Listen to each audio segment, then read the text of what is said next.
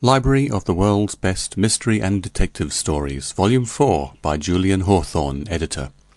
Section 13, The Waters of Death, by Erkman Chatrian. The warm mineral waters of Spinnbrun, situated in the Hunsrück, several leagues from Pirmasens, formerly enjoyed a magnificent reputation. All who were afflicted with gout or gravel in Germany repaired thither. The savage aspect of the country did not deter them. They lodged in pretty cottages at the head of the defile. They bathed in the Cascade, which fell in large sheets of foam from the summit of the rocks. They drank 1 or 2 decanters of mineral water daily, and the doctor of the place, Daniel Hasselnoss, who distributed his prescriptions clad in a great wig and chestnut coat, had an excellent practice. Today the waters of Spinnbrun figure no longer in the Codex. In this poor village one no longer sees anyone but a few miserable woodcutters, and, sad to say, Dr. Hasselnoss has left. All this resulted from a series of very strange catastrophes which Lawyer Bremer of Pirmasens told me about the other day. "You should know, Master Franz," said he, "that the spring of Spinnbrun issues from a sort of cavern about 5 feet high and 12 or 15 feet wide. The water has a warmth of 67 degrees centigrade. It is salt. As for the cavern, entirely covered without with moss, ivy, and brushwood, its depth is unknown because the hot exhalations prevent all entrance. Nevertheless, strangely enough, it was noticed early in the last century that birds of the neighbourhood, thrushes, doves, hawks, were engulfed in it in full flight, and it was never known to what mysterious influence to attribute this particular. In 1801, at the height of the season, owing to some circumstance which is still unexplained, the spring became more abundant, and the bathers, walking below on the greensward, saw a human skeleton, as white as snow, fall from the cascade. You may judge, Master Franz, of the general fright. It was thought naturally that a murder had been committed at Spinnbrun in a recent year, and that the body of the victim had been thrown in the spring. But the skeleton weighed no more than 12 francs, and Hasselnoss concluded that it must have sojourned there more than 3 centuries in the sand, to have become reduced to such a state of desiccation. This very plausible reasoning did not prevent a crowd of patrons, wild at the idea of having drunk the saline water, from leaving before the end of the day. Those worst afflicted with gout and gravel consoled themselves. But the overflow continuing, all the rubbish, slime, and detritus which the cavern contained was disgorged on the following days. A veritable boneyard came down from the mountain. Skeletons of animals of every kind, of quadrupeds, birds, and reptiles, in short, all that one could conceive as most horrible. Hasselnoss issued a pamphlet, demonstrating that all these bones were derived from an antediluvian world, that they were fossil bones, accumulated there in a sort of funnel during the universal flood, that is to say 4,000 years before Christ, and that consequently one might consider them as nothing but stones, and that it was needless to be disgusted. But his work had scarcely reassured the gouty when, one fine morning, the corpse of a fox, then that of a hawk with all its feathers, fell from the cascade. Well, it was impossible to establish that these remains antedated the flood. Anyway, the disgust was so great that everybody tied up his bundle and went to take the waters elsewhere. "How infamous!" cried the beautiful ladies. "How horrible! So that's what the virtue of these mineral waters came from. Oh, 'twere better to die of gravel than continue such a remedy." At the end of a week there remained at Spinnbrun only a big Englishman who had gout in his hands as well as in his feet, who had himself addressed as Sir Thomas Hawerburch, Commodore, and he brought a large retinue, according to the usage of a British subject in a foreign land. This personage, big and fat, with a florid complexion, but with hands simply knotted with gout, would have drunk skeleton soup if it would have cured his infirmity. He laughed heartily over the desertion of the other sufferers, and installed himself in the prettiest chalet at half price, announcing his design to pass the winter at Spinnbrun. Here Lawyer Bremer slowly absorbed an ample pinch of snuff, as if to quicken his reminiscences. He shook his laced ruff with his fingertips and continued. 5 or 6 years before the Revolution of 1789, a young doctor of Pirmesens named Christian Weber had gone out to San Domingo in the hope of making his fortune. He had actually amassed some 100,000 francs in the exercise of his profession when the Negro revolt broke out. I need not recall to you the barbarous treatment to which our unfortunate fellow countrymen were subjected at Haiti. Dr. Weber had the good luck to escape the massacre and to save part of his fortune. Then he travelled in South America, and especially in French Guiana.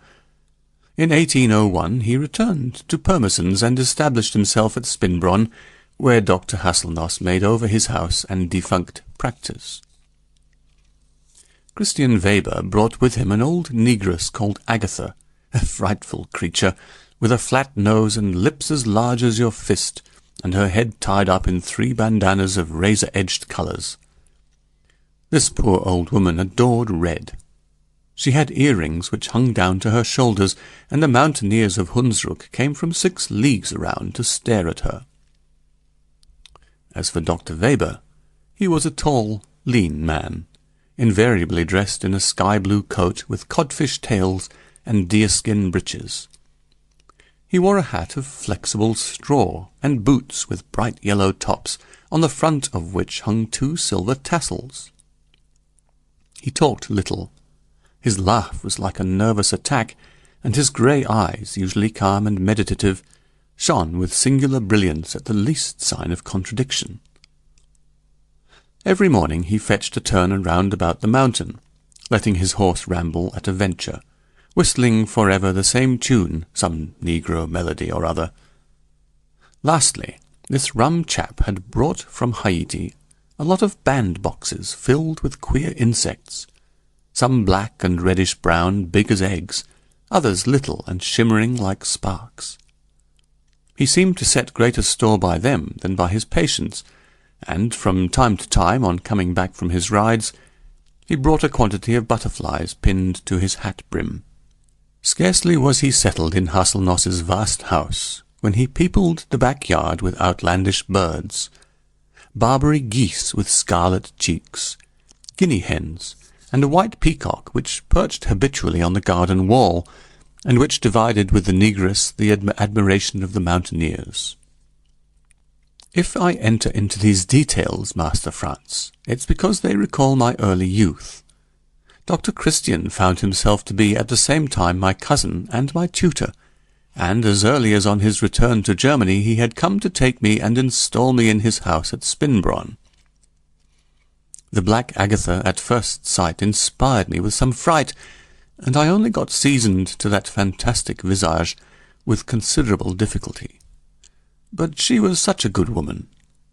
She knew so well how to make spiced patties. She hummed such strange songs in a guttural voice, snapping her fingers and keeping time with a heavy shuffle, that I ended by taking her in fast friendship. Dr. Weber was naturally thick with Sir Thomas Hauerberch, as representing the only one of his clientele then in evidence, and I was not slow in perceiving that these 2 eccentrics held long conventicles together.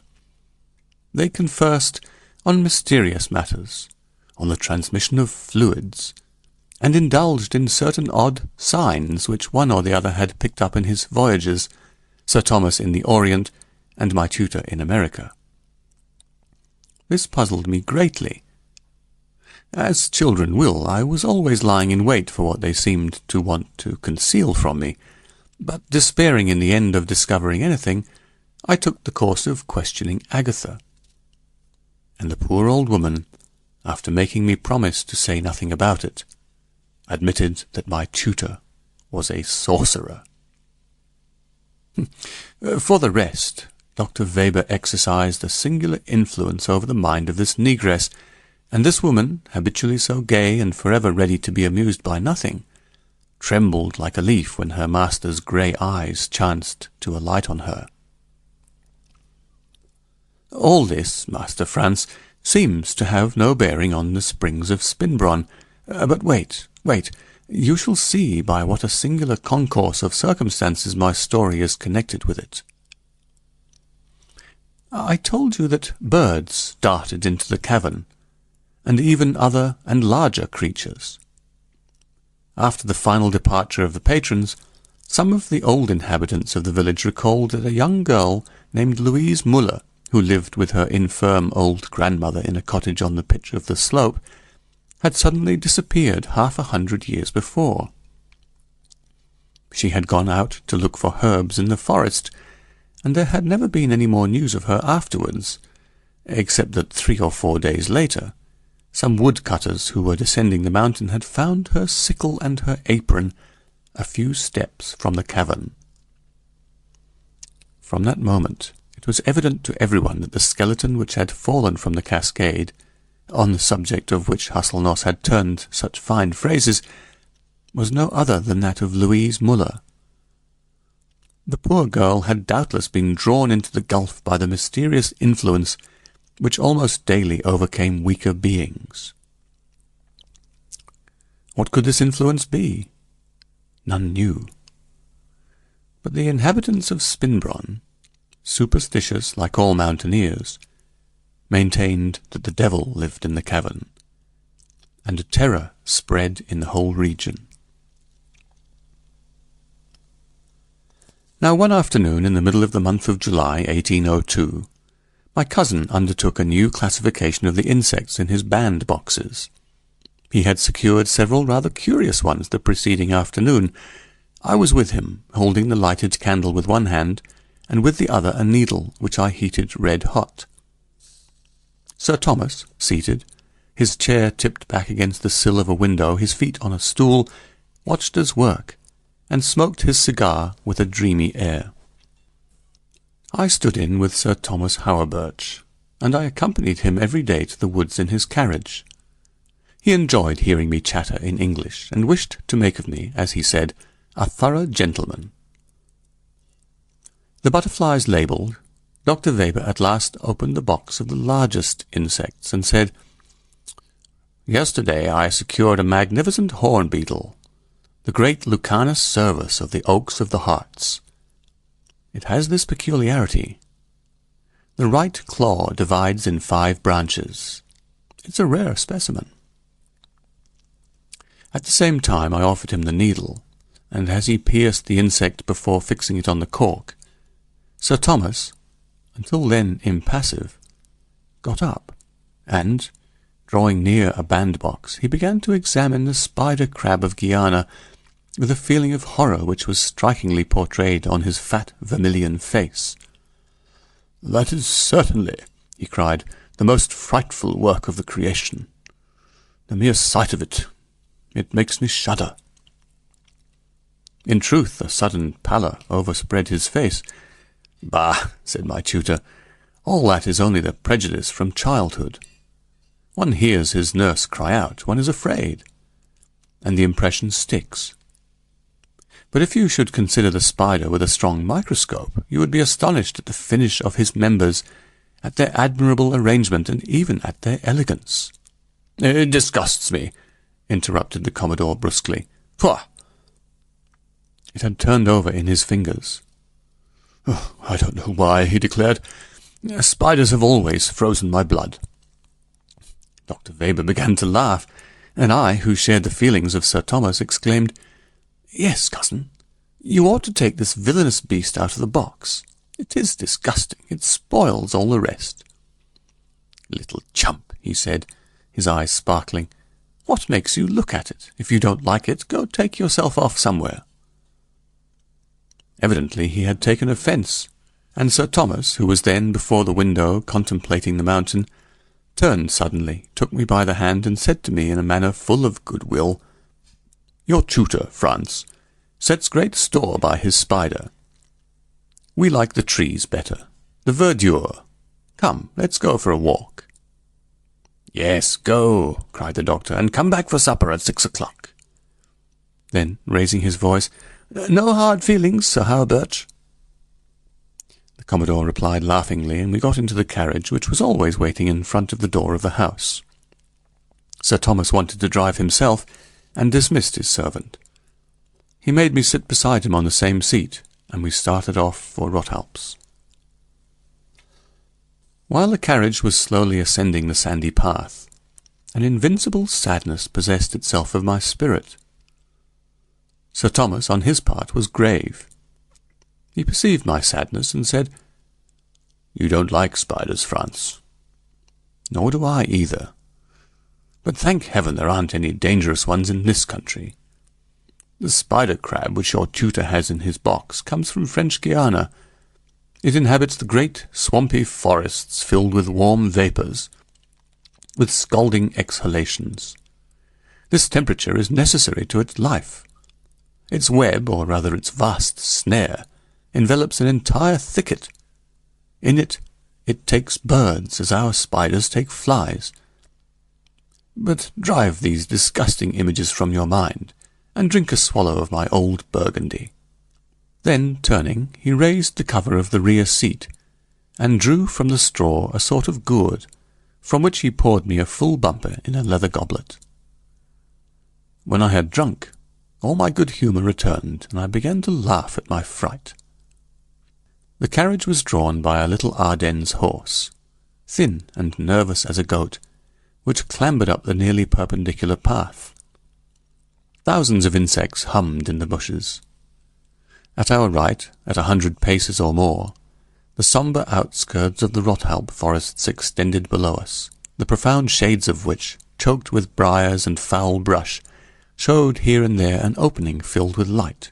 At our right, at 100 paces or more, the sombre outskirts of the Rothalp forests extended below us, the profound shades of which, choked with briars and foul brush, showed here and there an opening filled with light.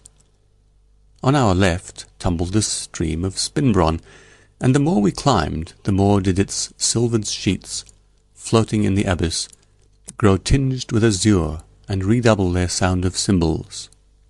I was captivated by this spectacle. Sir Thomas, leaning back in the seat, his knees as high as his chin, abandoned himself to his habitual reveries, while the horse, labouring with his feet and hanging his head on his chest as a counterweight to the carriage, held on as if suspended on the flank of the rock.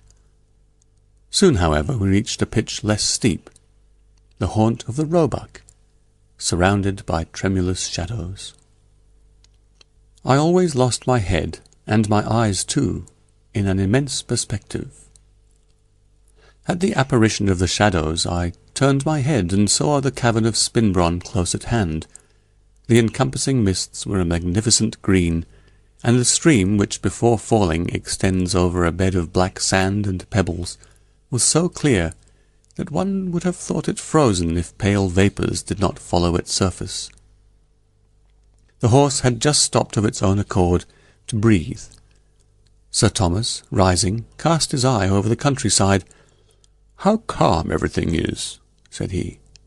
Then, after an instant of silence, "If you weren't here, Franz, I should certainly bathe in the basin."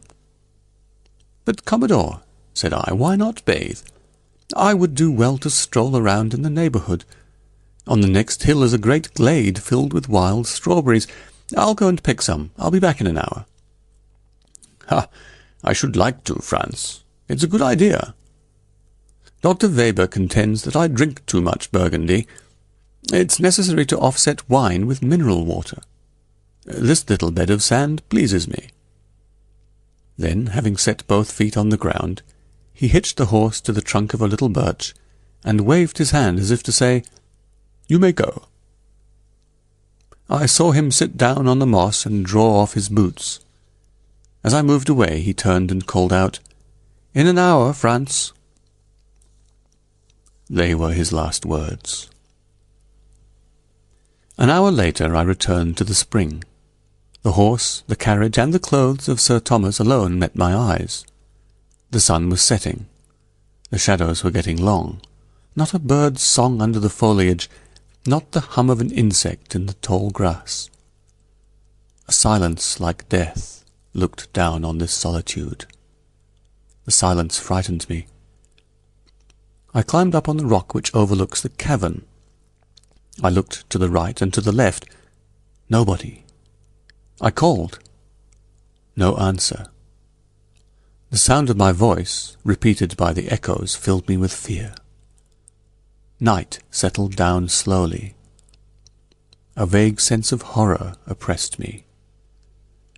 Suddenly the story of the young girl who had disappeared occurred to me, and I began to descend on the run. But arriving before the cavern, I stopped, seized with unaccountable terror. In casting a glance in the deep shadows of the spring, I had caught sight of two motionless red points.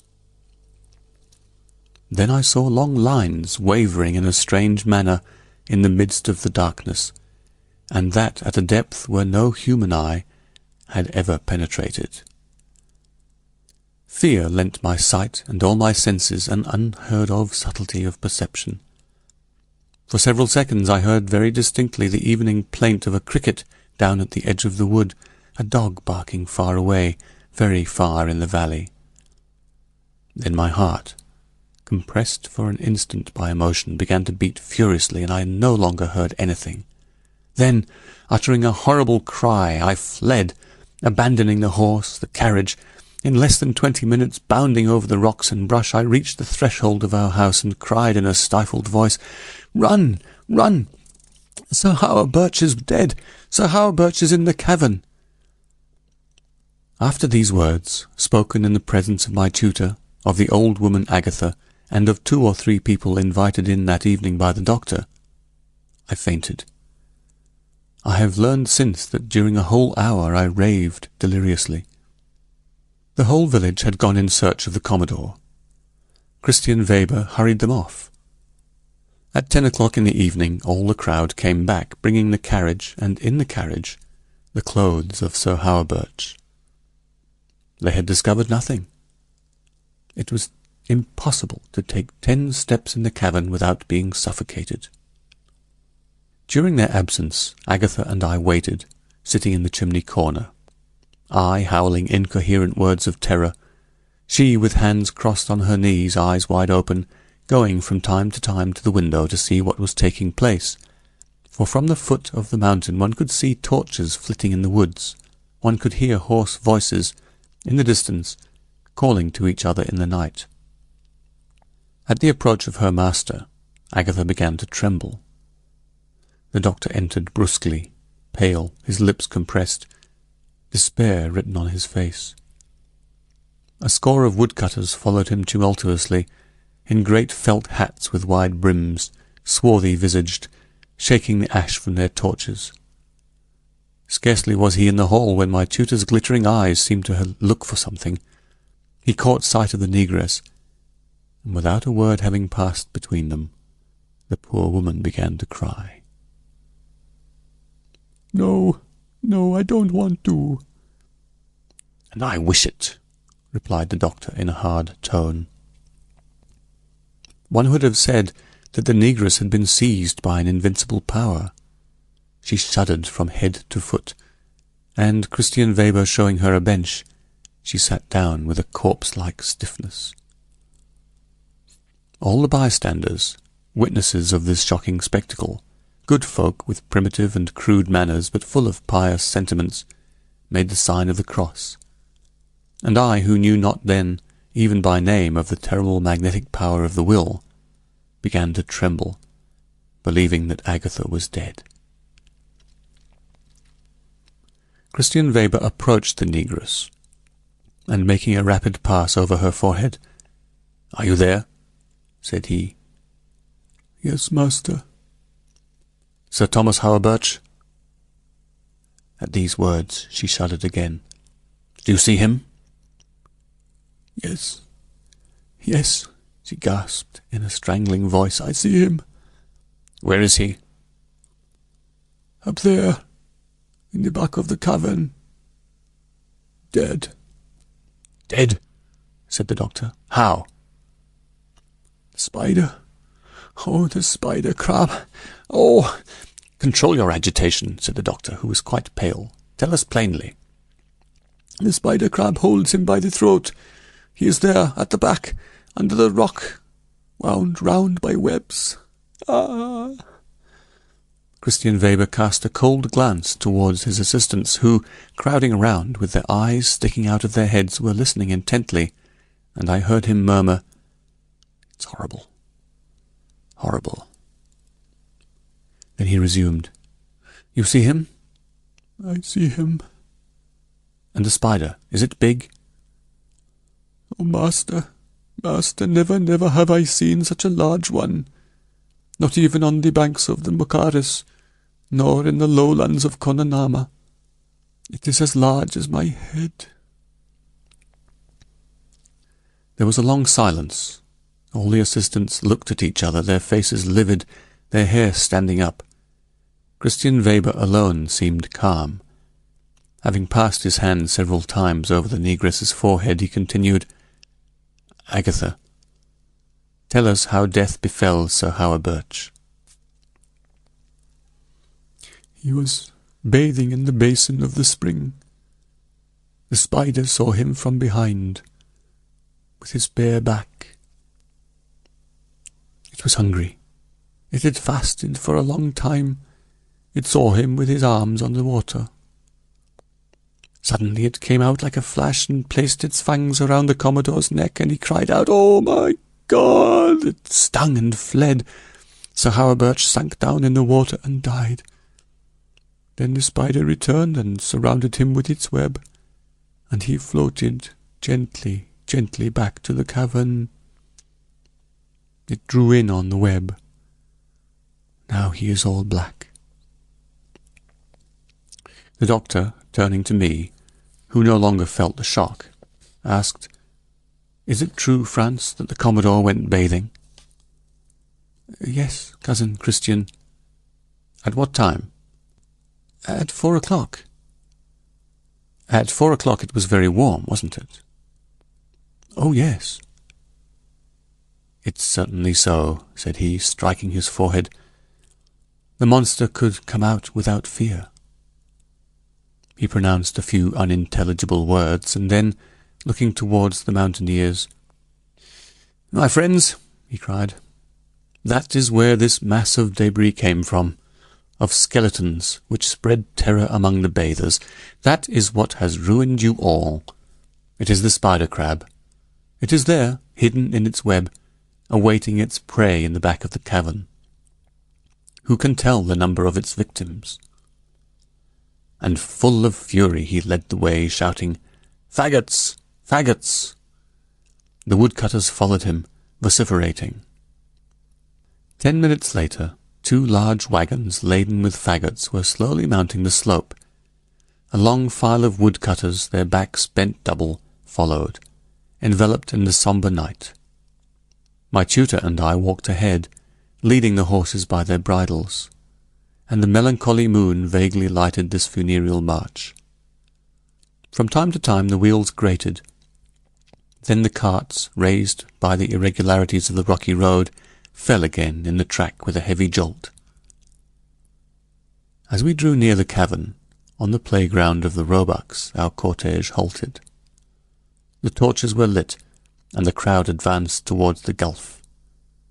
The limpid water, running over the sand, reflected the bluish flame of the resinous torches, the rays of which revealed the tops of the black firs leaning over the rock. "This is the place to unload," the doctor then said. "It's necessary to block up the mouth of the cavern." And it was not without a feeling of terror that each undertook the duty of executing his orders. The faggots fell from the top of the loads. A few stakes driven down before the opening of the spring prevented the water from carrying them away. Toward midnight the mouth of the cavern was completely closed. The water running over spread to both sides on the moss. The top faggots were perfectly dry.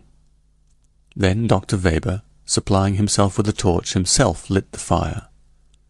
The flames ran from twig to twig with an angry crackling, and soon leapt towards the sky, chasing clouds of smoke before them.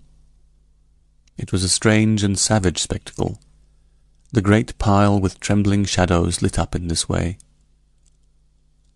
The cavern poured forth black smoke, unceasingly renewed and disgorged. All around stood the woodcutters, sombre, motionless, expectant, their eyes fixed on the opening. And I, although trembling from head to foot in fear, could not tear away my gaze.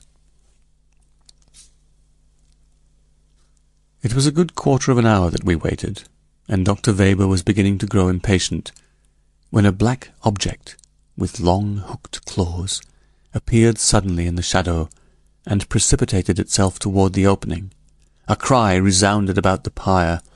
The spider, driven back by the live coals, re-entered its cave. Then, smothered doubtless by the smoke, it returned to the charge and leaped out into the midst of the flames, its long legs curled up. It was as large as my head, and of a violet red. One of the woodcutters, fearing lest it leap clear of the fire, threw his hatchet at it, and with such good aim that on the instant the fire around it was covered with blood. But soon the flames burst out more vigorously over it and consumed the horrible destroyer. Such, Master Franz, was the strange event which destroyed the fine reputation which the waters of Spinnbrun formerly enjoyed. I can certify the scrupulous precision of my account, but as for giving you an explanation, that would be impossible for me to do. At the same time, allow me to tell you that it does not seem to me absurd to admit that a spider, under the influence of a temperature raised by thermal waters, which affords the same conditions of life and development as the scorching climates of Africa and South America, should attain a fabulous size. It was this same extreme heat which explained the prodigious exuberance of the antediluvian creation. However that may be, my tutor, judging that it would be impossible after this event to re-establish the waters of Spinnbrun, sold the house back to Hasselnoss, in order to return to America with his negress and his collections. I was sent to board in Strasbourg, where I remained until 1809. The great political events of the epoch, then absorbing the attention of Germany and France, explain why the affair I have just told you about passed completely unobserved. End.